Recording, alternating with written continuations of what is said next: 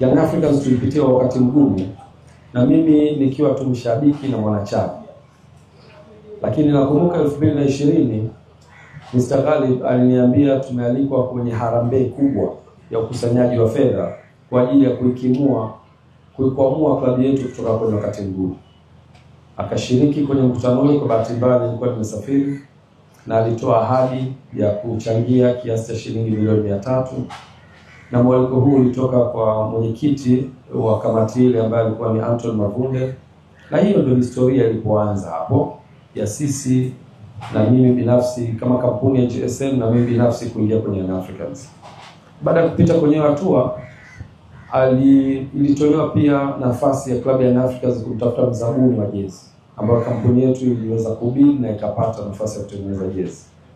Na mimi nikiwa kama mkurugenzi wa uwekezaji, ilikuwa ni fursa kwangu kuhakikisha tunapata ile biashara. Lakini baadaye tukaja kugundua biashara hiyo haiwezi kwenda kama timu haifanyi vizuri. Kwa hiyo nikakaa na Mr. Ghalib akaniambia, bwana, sasa hii bahati nzuri ni timu unayoshabikia na wewe ndio mwekezaji mwenyewe, fanya jitihada sasa ili biashara ifanikiwe kuhakikisha una elevate level ya timu. Basi nikaja kwenye nafasi hiyo ya kibiashara, lakini kuhakikisha tunainua thamani ya klabu yetu ya Young Africans.